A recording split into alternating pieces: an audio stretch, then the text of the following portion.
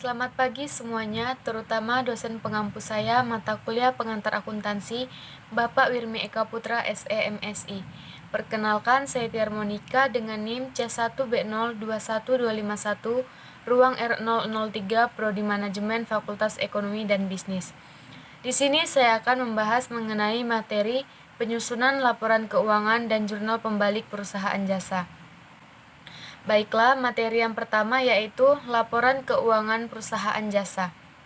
Laporan keuangan adalah suatu informasi yang menggambarkan kondisi keuangan dari suatu perusahaan, di mana informasi tersebut dapat menjadi gambaran kinerja keuangan suatu perusahaan, sehingga pihak yang berkepentingan terhadap informasi tersebut dapat mengambil keputusan yang berhubungan dengan perusahaan itu pula. Ada beberapa jenis laporan keuangan, yaitu yang pertama laporan laba rugi, yang kedua laporan perubahan modal atau perubahan ekuitas, yang ketiga laporan neraca, yang keempat laporan arus kas. Yang pertama yaitu laporan laba rugi atau disebut income statement. Laporan laba rugi merupakan laporan keuangan yang melaporkan aktivitas operasional perusahaan dengan menghitung pendapatan dan beban-beban selama satu periode yang selanjutnya dapat ditentukan laba dan rugi. Dalam menyusun laporan laba rugi, terdapat 3 akun yang perlu dipahami dengan jelas, yaitu pendapatan, beban, dan laba rugi. Ini adalah contoh penyusunan laporan laba rugi. Yang kedua yaitu laporan perubahan ekuitas atau perubahan modal. Laporan perubahan ekuitas mencerminkan perubahan modal dari awal sampai menjadi modal akhir. Komponen laporan perubahan ekuitas meliputi modal awal, investasi tambahan, laba atau rugi bersih, price, dan modal akhir. Berikut ini adalah contoh penyusunan laporan perubahan modal. Yang ketiga yaitu laporan neraca.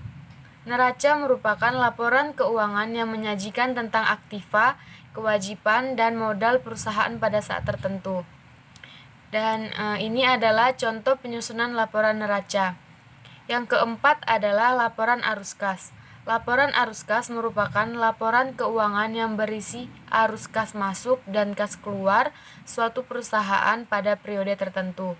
Laporan arus kas biasanya berisi informasi kegiatan operasional, investasi, dan keuangan. Ini adalah contoh penyusunan laporan arus kas.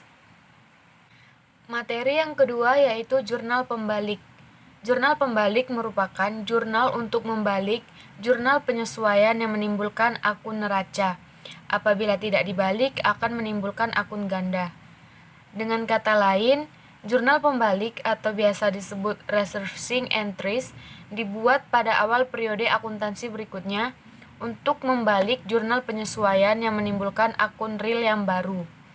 Penyusunan jurnal pembalik dalam siklus akuntansi bersifat opsional. Artinya boleh membuat jurnal pembalik dan juga boleh tidak membuat jurnal pembalik.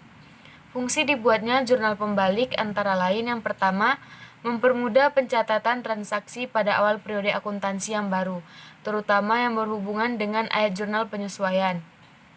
Yang kedua yaitu menyederhanakan penyusunan jurnal pada periode akuntansi selanjutnya. Yang ketiga yaitu meminimalkan kekeliruan yang mungkin terjadi, misalnya menghindari pengakuan biaya atau pendapatan yang double karena penyusunan ayat jurnal penyesuaian. Tidak semua akun dapat dilakukan jurnal pembalik.